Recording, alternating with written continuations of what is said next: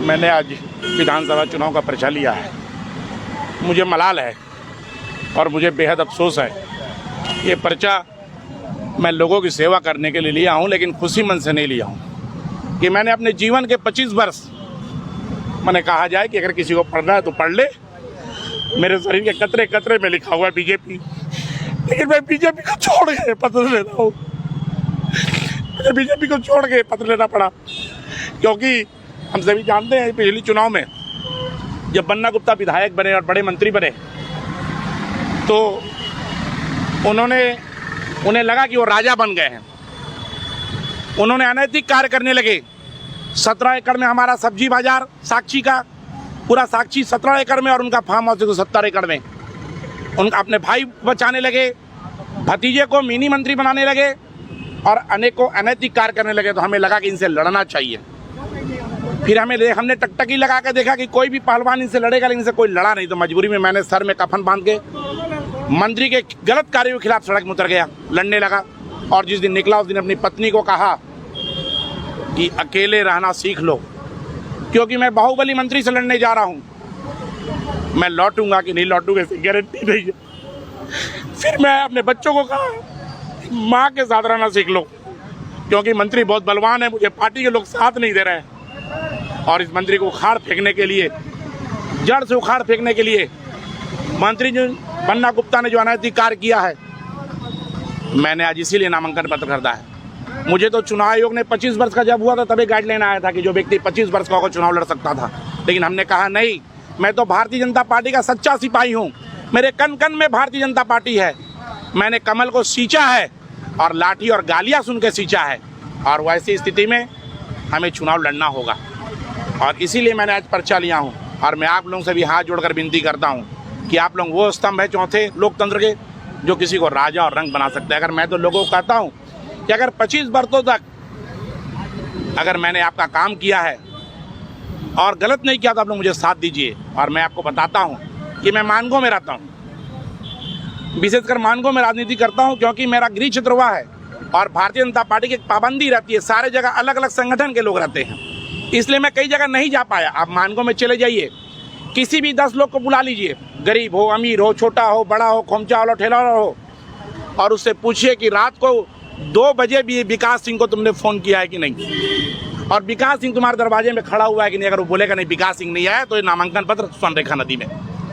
आप पूछिए कि विकास सिंह करोड़ों का किसी का काम किया, उसका चाय भी नहीं पिया। अगर कोई बोल देगा नहीं विकास सिंह मेरे से चाय पिया है तो स्वर्णरेखा में मैं प्रभावित कर दूंगा नामांकन पत्र को। मैंने लोगों की सेवा की है और भारतीय जनता पार्टी में रह के सेवा की है।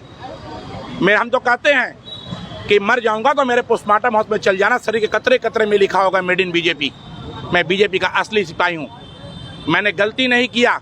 25 वर्षों तक मैंने एक ही बात कहा, सदा वत्सले मातृभूमि, और मैंने सदा यही कहा जहाँ हुए बलिदान मुखर्जी वहाँ कश्मीर हमारा है। मैंने 25 वर्ष एक ही गीत गाया, अटल अडवाणी जिंदाबाद, इस देश के 3 धरोहर अटल अडवाणी मुरली मनोहर। मैंने इसके अलावा कोई संगीत नहीं गाया। मैंने कभी बीजेपी को अपने निजी स्वार्थ के लिए गाली नहीं दिया। मैंने कभी बीजेपी को कहीं सत्ता सुख पाने के लिए गाली देने का काम नहीं किया। मैंने हमेशा कहा कि भारतीय जनता पार्टी का मैं सिपाही हूँ। लेकिन स्थिति यह हो गई है, आज 25 वर्ष पूरे बीत गए, मैंने पार्टी का सेवा किया। मुझे पार्टी के लोगों ने कहा कि आपको मैं प्रत्याशी बनाऊंगा। कई लोगों ने मुझसे इंटरव्यू भी लिया, हो सकता है वो फेक हो, सही हो। मुझे दिल्ली से भी फ़ोन आया, लेकिन जब टिकट मिला तो पता चला कि यह सीट जदयू फोल्डर में चला गया। तो बड़ा मन में मलाल हुआ कि जिस कमल को सच्चिदानंद राय, जिस कमल को मनमोहन चौधरी, जिस कमल को चंद्रशेखर मिश्रा, जिस कमल को हरिंदर पांडे, जिस कमल को चिदंजन वर्मा ने सींच कर खिलाने का काम किया है, उसे हम कैसे सिलेंडर की आग में जलने देंगे। इसलिए मैं मैदान में उतरने का काम किया हूँ। इसके साथ ही और मेरे साथ भी परेशानी है, मेरा सब कुछ चला गया है। आप सभी जानते हैं चुनाव लड़ने के अलावा मेरे पास कोई दूसरा साधन नहीं, कोई दूसरा रास्ता नहीं। मेरे पास 2 ही रास्ता बचे थे, या तो मैं चुनाव लड़ूं अथवा मैं जमशेदपुर या दुनिया छोड़ दूं।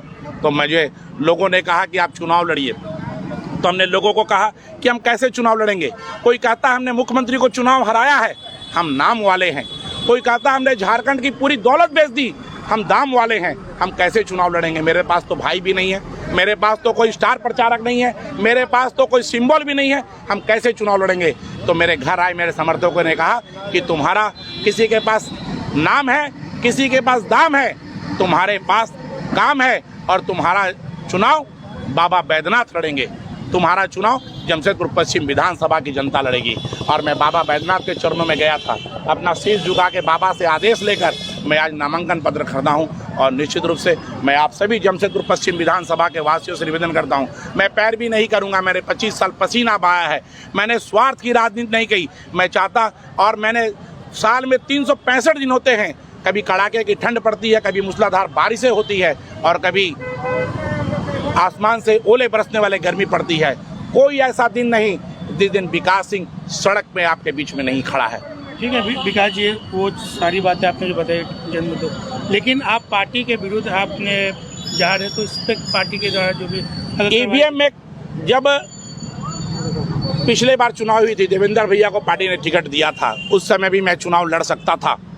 जो लोग आज हवाला देते हैं कि वोट बटेंगे, उन लोगों ने यहाँ कैंडिडेट खड़ा करवाया था और देवेंद्र सिंह को हराया था।